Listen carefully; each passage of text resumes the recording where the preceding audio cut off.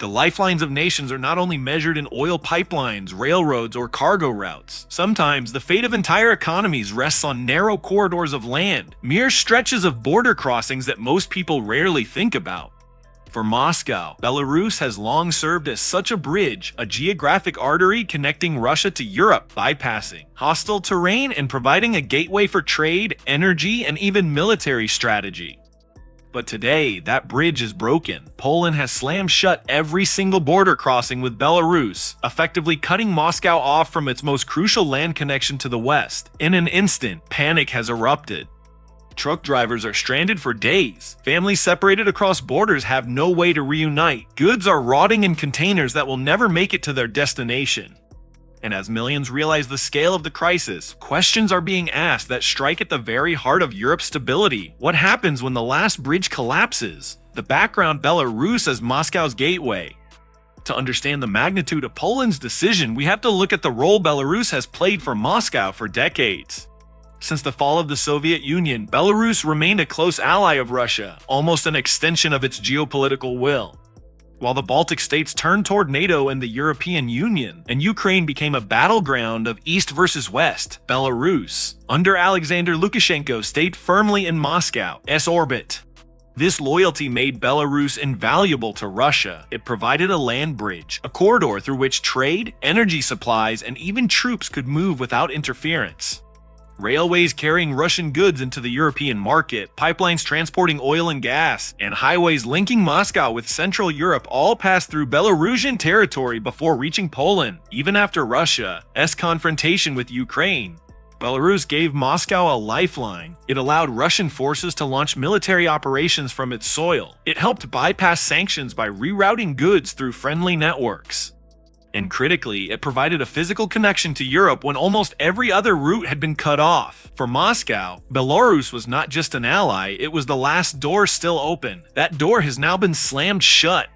Poland's move, total closure. In a decision that shocked diplomats and citizens alike, Poland announced the complete closure of all border crossings with Belarus. This was not a partial restriction.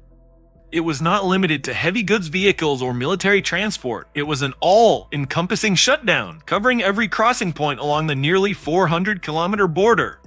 Overnight, a wall was erected, not of concrete but of bureaucratic steel reinforced by military patrols and razor wire. Poland justified the move on several grounds. Officials pointed to escalating tensions, accusing Belarus of enabling Russian aggression, of facilitating smuggling operations, and even of pushing waves of migrants toward the European Union in what Warsaw called a hybrid attack. Security, they said, demanded total closure, but whatever the reasoning, the effect was immediate and catastrophic. Thousands of trucks backed up along highways stretching dozens of kilometers. Train schedules collapsed. Warehouses in Minsk, Smolensk, and Moscow suddenly found themselves cut off from their European buyers, and for ordinary people, students, workers, and families who relied on cross-border movement, life ground to a halt, the panic on the ground. At first, many thought the closure would be temporary, perhaps lasting a few days or weeks, but as days turned into weeks, it became clear that Poland was not budging. Panic spread. Truck drivers, some carrying perishable food or medical supplies, found themselves stranded in no man's land. Many ran out of fuel. Others ran out of food. Videos surfaced of long lines of vehicles, drivers cooking makeshift meals over open fires by the roadside, unsure whether they would ever cross. Inside Belarus, supermarket shelves began to thin as imports from Europe stopped arriving. Polish farmers, too, felt the shock. For years, Belarusian buyers had been major customers of Polish agricultural products. Now those markets evaporated overnight. In Moscow, the panic was less about consumer goods and more about symbolism. The land bridge that had given Russia a sense of connection to Europe, even amid isolation, was now gone. For millions, it was a wake-up call. The geopolitical reality had shifted in ways that would affect their daily lives for years to come. Economic fallout, supply chains shattered. The economic consequences of Poland's decision are significant. Belarus is more than a small neighbor. It is a key transit hub. Every year, billions of dollars worth of goods move through its territory. With the border closed, those trade flows have been disrupted. Trucking companies are facing insolvency. Factories dependent on imported components are halting production, and small businesses built on cross-border commerce are collapsing. For Russia, the impact is especially severe. Already under extensive EU sanctions, Moscow had relied on Belarus as a backdoor to maintain access to European markets. With the Polish crossings closed, that channel has been cut off. Energy exports also face complications while pipelines remain technically open. Border closures complicate logistics, maintenance, and auxiliary transport. As Europe tightens restrictions further, Russia's economic isolation only deepens. For Poland, the immediate impact is economic strain, but the long-term rationale is strategic. By shutting the border, Warsaw signals its readiness to absorb short-term losses in order to heighten pressure on Moscow and Minsk. With political and financial backing from Brussels and Washington, Poland believes it can endure the fallout better than its eastern neighbors. The human dimension lives interrupted. Beyond the realm of geopolitics, the crisis is reshaping everyday lives. Thousands of Belarusians who once crossed into Poland for work, study, or family ties now find themselves cut off. Families remain separated, medical patients who relied on Polish hospitals are unable to travel, and students enrolled in Warsaw or Krakow universities are stranded across the border. In frontier towns, communities once dependent on cross-border exchanges now stand eerily still, their streets emptied of daily commerce. Migrants and refugees face even greater hardship. For years, Belarus had been accused of directing migrant flows toward Poland to pressure the EU. With the crossings sealed, many are stranded in forests and makeshift camps, caught in a geopolitical struggle far beyond their control. Humanitarian organizations warn of deteriorating conditions, with food, shelter, and medical resources running dangerously low. Moscow's dilemma: limited options. For Russia, the loss of Belarus as a land bridge presents a serious strategic challenge. With Ukraine inaccessible, the Baltic states firmly opposed, and now Poland sealing crossings, Russia's overland access to Europe is nearly eliminated. Air routes remain heavily restricted, while maritime options through the Baltic are monitored by NATO. Alternatives exist through the Caucasus, Turkey, or the Arctic, but all are inefficient and costly. The Kremlin's response has been forceful in tone, accusing Warsaw of economic aggression and threatening countermeasures. Yet behind the rhetoric lies a sobering reality. Russia's practical options are limited. Restricting Polish goods would have little effect given Poland's reliance on EU markets.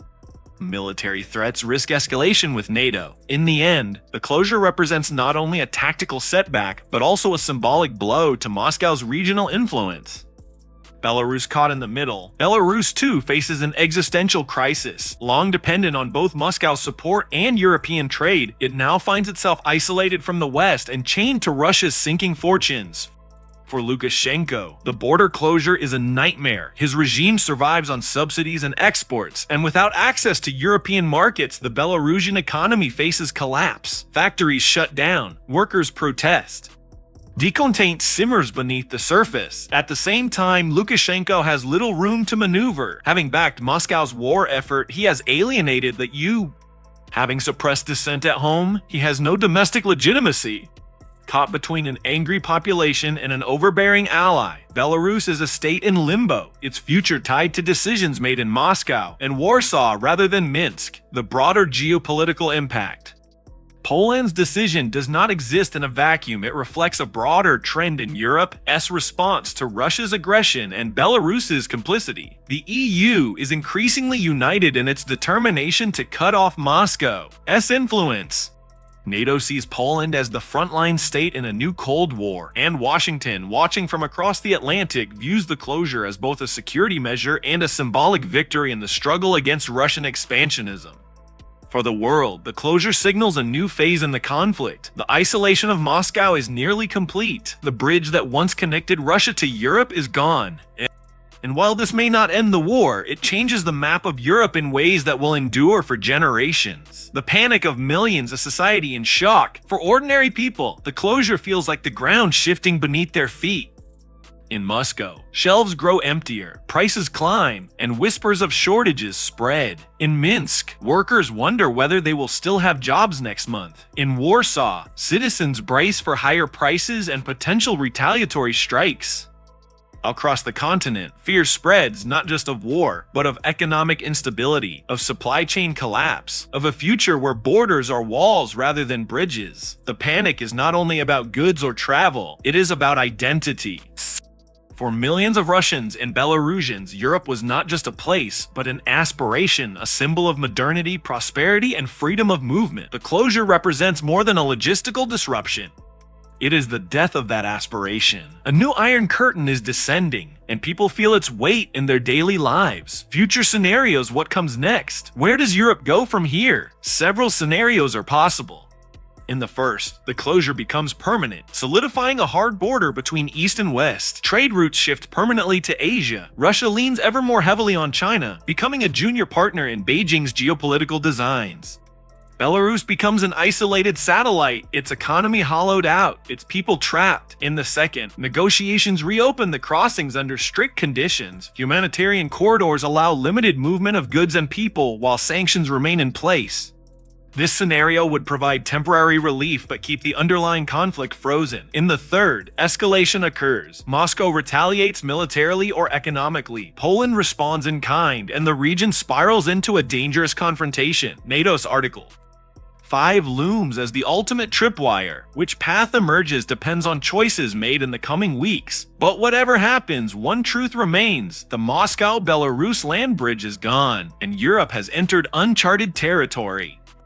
Conclusion: a broken bridge, a new era. In history, great shifts are often marked not by grand speeches or declarations, but by the quiet closing of a gate. The closure of Poland's border crossings with Belarus is such a moment. To the casual observer, it may look like a bureaucratic measure, a simple decision to block entry, but in reality, it is a seismic event. It represents the end of an era where Moscow could still claim a direct connection to Europe through its last loyal ally. That corridor, once a lifeline for trade, diplomacy, and movement, has now been sealed shut. What replaces it is not certainty, but a new age defined by isolation, panic, and a growing sense that the map of Europe is being redrawn before our eyes. For millions caught in the middle, truck drivers stranded with cargo they cannot deliver, factory workers who depended on cross-border trade, students cut off from universities, and families divided by fences, the closure is not an abstract geopolitical maneuver. It is a daily struggle to survive, to adapt, and to find hope in a landscape that suddenly feels narrower. The long lines of vehicles at border checkpoints, the sudden halt of commerce, the collapse of long-standing supply routes. These are not distant images, but lived realities for people whose lives were tethered to a bridge that no longer exists. For leaders in Moscow, Minsk, and Warsaw, the closure is more than a policy shift. It is a test of will, of strategy, and of resilience. The panic is real, and once again, history is being written at Europe's frontiers, not with fanfare, but with the quiet but devastating finality of gates that no longer open.